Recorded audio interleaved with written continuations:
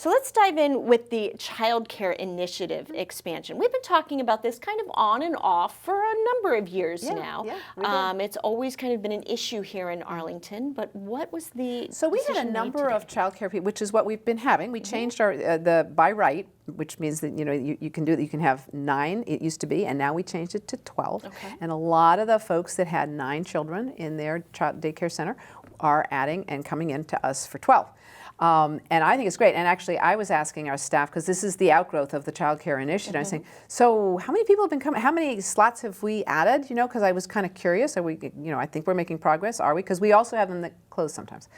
But anyway, apparently the child care homes, family care child care homes, grew from 127 to 138, so that's a bit of an increase. And the capacity with SATA grew from 648 to 751. Of course, we got a lot more small children than that.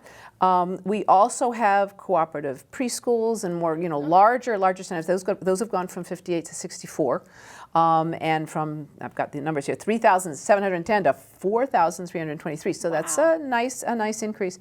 And we've still got a long way to go. When I was raising my children, there really wasn't much daycare at all. It was just really hard, and I actually stayed home with the kids. I just couldn't figure out how to make it work. And I used to talk about, we need to do better. And then I got, my kids grew, and I got a different time of life. And then my children are having their children. So we got grandchildren, and I realized, oh my heavens, my daughters are going through the same thing. We haven't made it better in an entire generation. We got to fix this. And I'm really pleased, our colleague Katie Crystal really took this one on, and it's starting to make a difference, and it's kind of exciting to see, because that's part of the whole quality of life we've been talking about. You need to have a way to live here if you've got little kids, and you're going to probably need to work. And we need to kind of support people in that, because that's what makes a good, thriving, healthy community.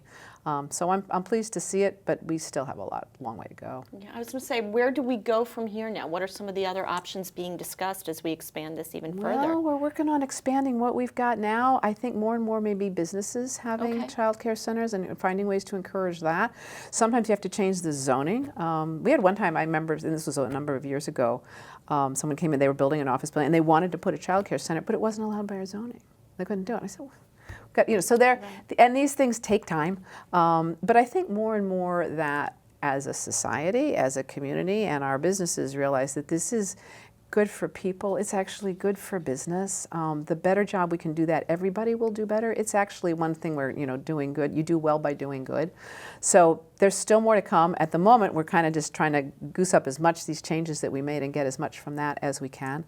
But it continues to be an issue because childcare doesn't pay a whole lot, because people can't afford it, and there's not a lot of space here. So that's some of the things we're just thinking. So I think more and more corporate citizens stepping up is probably partially where we need to go next. I know I'm not personally a parent of a school-age child, but some of my coworkers, I hear the exact same thing from them. From, before the child is even born, they're saying, "Oh, I need to figure out what daycare options I have," and that kind of thing. Right. You have to get on waiting lists before you get pregnant. It's just, and the rest of the developed world has figured this out, and a lot of things. If you look, so we talk about affordable housing a fair amount, but if you talk about actually affordable living, which is really what it's all about, people who need help with the housing, they've got 3 major costs, and it's housing. That's a problem. Transportation, which we can fix better transit. We can help people that way, and it's childcare. It's those 3 main items, and frankly, I think there's a role for government in all of those. And again, it's our job to support people so that they can thrive and do it in an equitable manner, so that people who have lesser resources and can't afford like a full-time nanny in the house, they can also afford to live here and have a good life. And childcare is a key part of that for me.